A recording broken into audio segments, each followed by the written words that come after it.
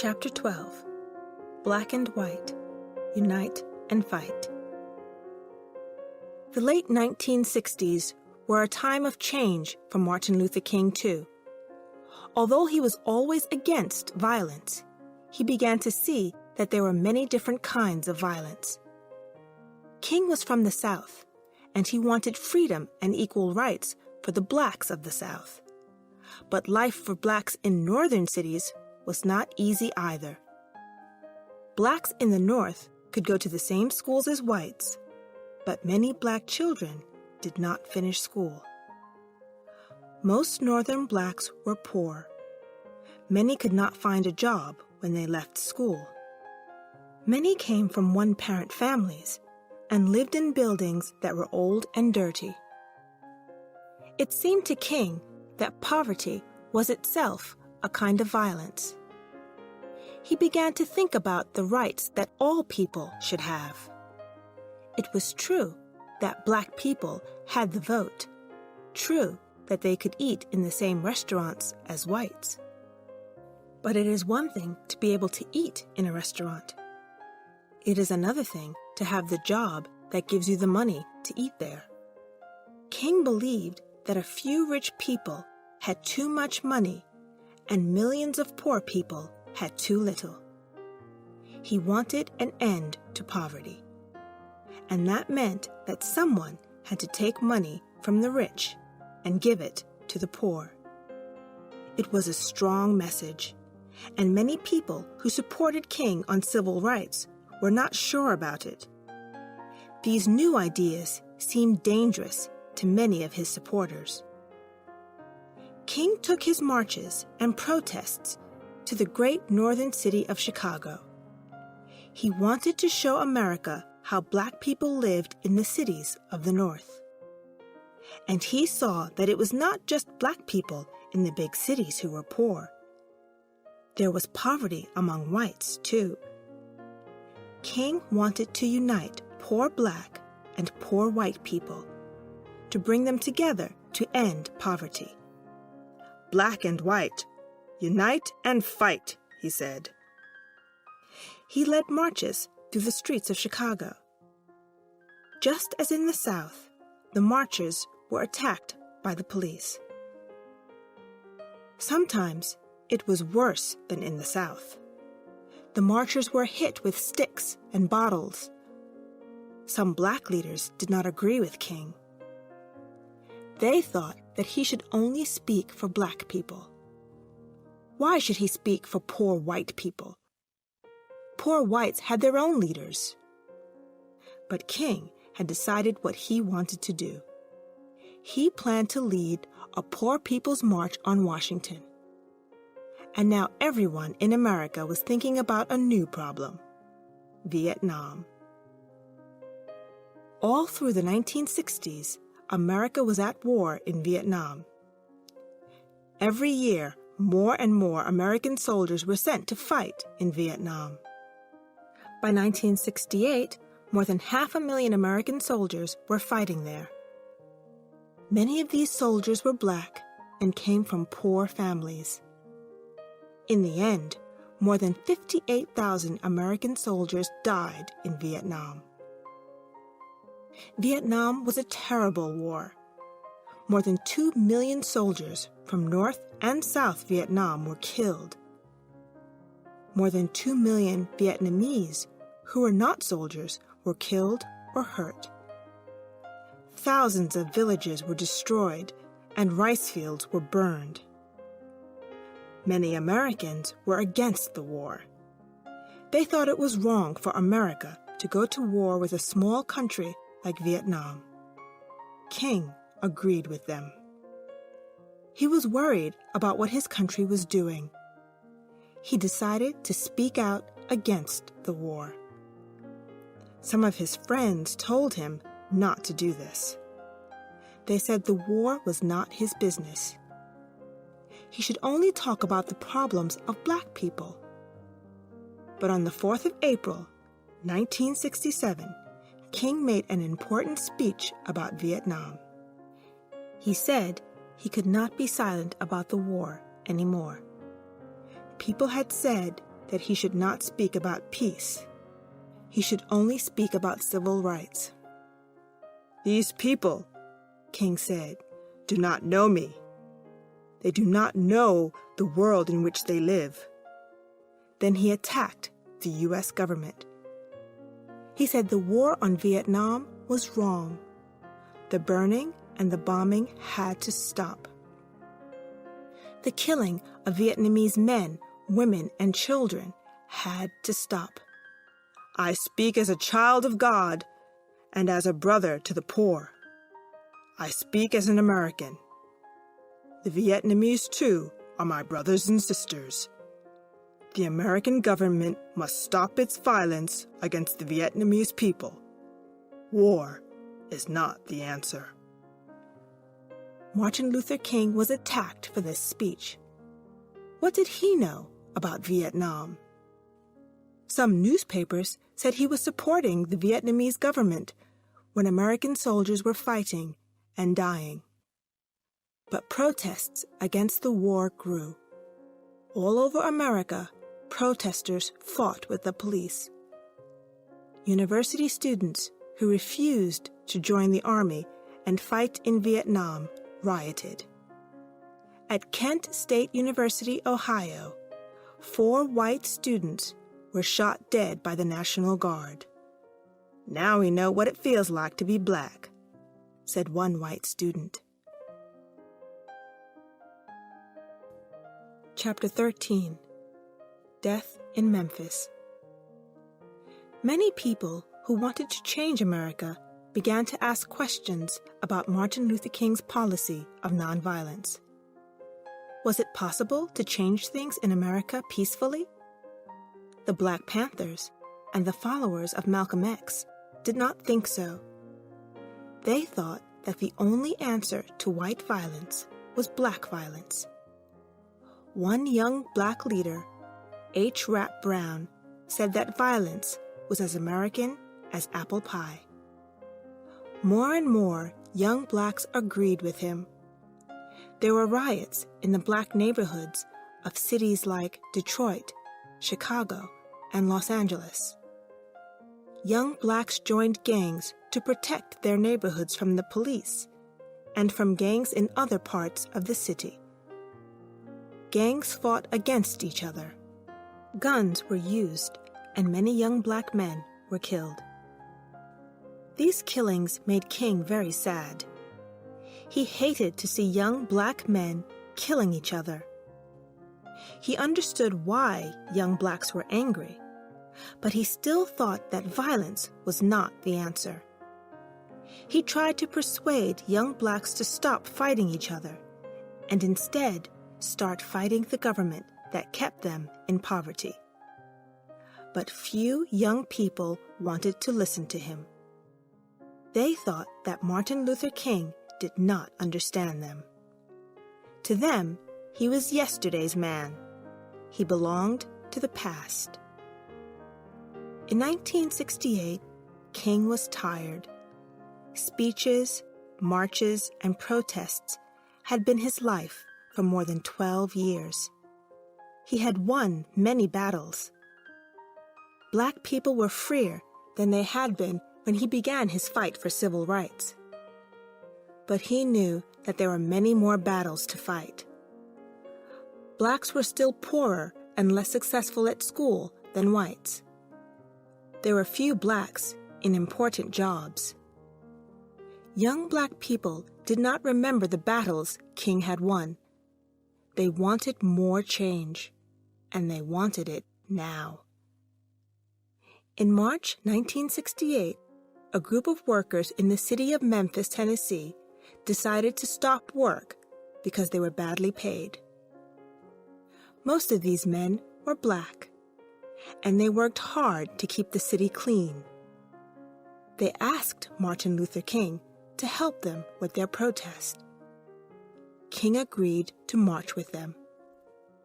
The marchers wanted to protest peacefully, and they sang and held hands. But gangs of young blacks did not want to protest peacefully. They attacked the march, broke shop windows, and fought with the police. a young man was killed in the fighting. After the march, King talked to the gangs. He explained what he was trying to do. He said that violence was not the answer. They needed to hold a peaceful protest. That was the only way that the workers could win. Some of the young men from the gangs argued with King.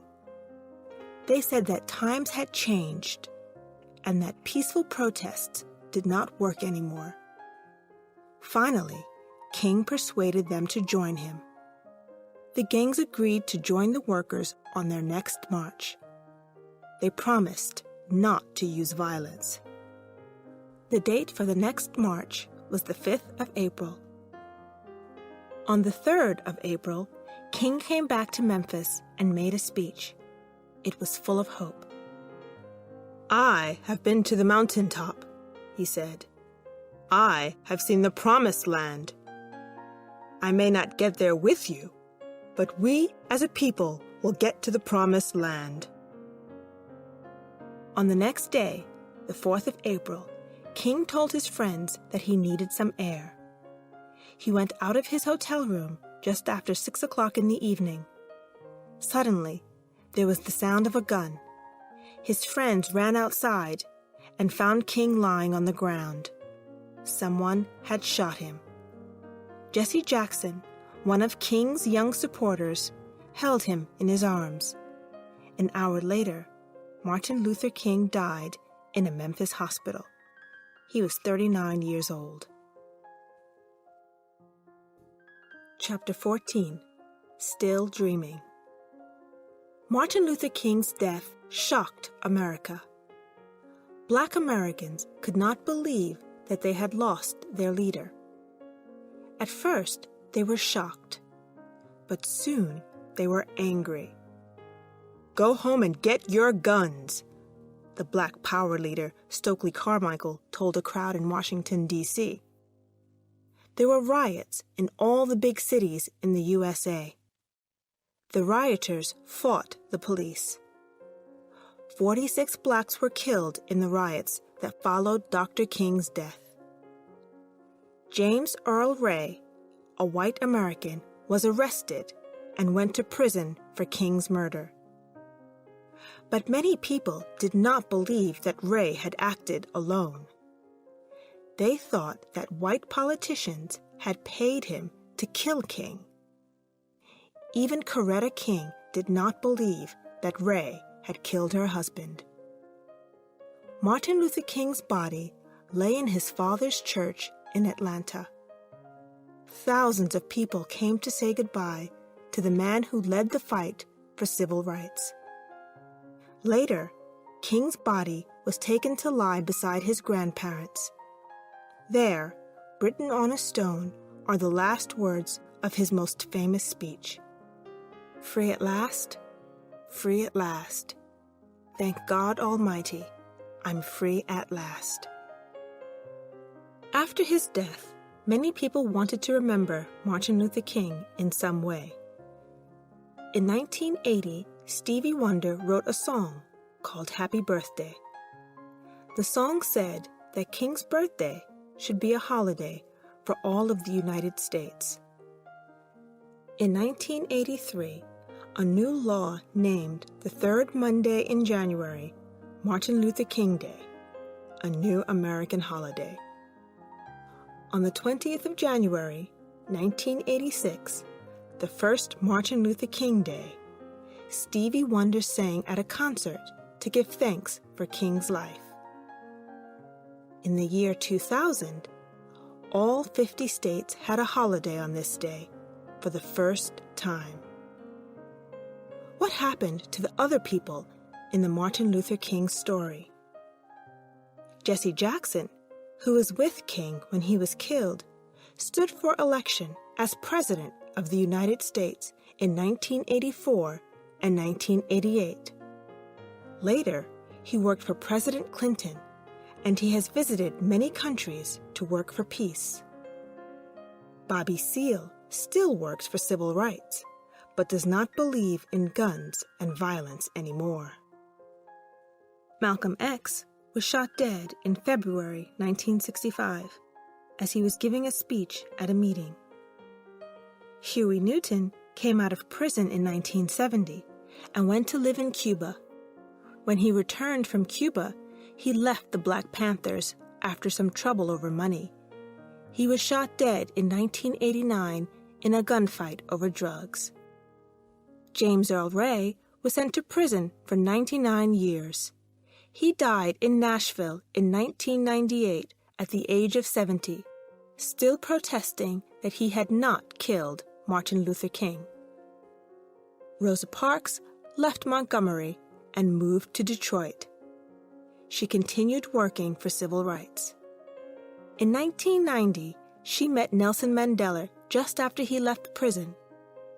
And Mandela said that he often thought about her brave action while he was in prison. She was given the Presidential Medal of Freedom in 1998. She died on the 25th of October, 2005, aged 93. Coretta Scott King began the King Center in Atlanta, Georgia, to continue her husband's work. For the rest of her life, she worked for peace and civil rights. She died on the 31st of January, 2006. 4 U.S. presidents went to her funeral: George W. Bush, his father, George H.W. Bush, Jimmy Carter, and Bill Clinton. Now, Dexter Scott King, son of Martin Luther King and Coretta Scott King, manages the King Center. Martin Luther King's body was moved to the King Center, and now Coretta's body is there beside his. And Martin Luther King? What can we say about him today, more than 40 years since his death? Has his dream of a fair and equal America come true? There are more Black Americans in important, powerful jobs than ever before. More than 300 American cities are governed by Black leaders. On television, there are many Black reporters and newsreaders. In 2001, Colin Powell became the first African American Secretary of State for Foreign Affairs. In 2005, Condoleezza Rice was chosen for the same job. At a meeting in African American History Month, she talked about what Martin Luther King's ideas meant to her. Black Americans, African Americans, have always believed in America, even in the darkest times. They believed in America when America didn't believe in them. Martin Luther King told America that it should be true to itself. And finally, America did the right thing by African Americans. But only 59% of Black Americans are registered to vote. And the Black vote is important, most of all when America votes for its president. In the presidential election of 2004, when George Bush beat John Kerry, more than 90% of African Americans voted for Kerry. Martin Luther King's dream has not yet come true. Blacks and whites are not yet equal. Look at the young Americans who go to prison, cannot find a job, or die in street violence. For every white person who finds himself in this group, there are 5 blacks. Being Black in America is like wearing shoes that don't fit, an African American writer has said. You can get used to them, but they're not comfortable. That's the way it's always been. It's the way it always will be. The fight for civil rights in America has had many leaders. It has also had other people who worked quietly for that fight. Many of those people were not well known at the time, and nobody remembers them now. But for more than 10 years, Martin Luther King was the voice of those people. He was a great speaker whose words could persuade people.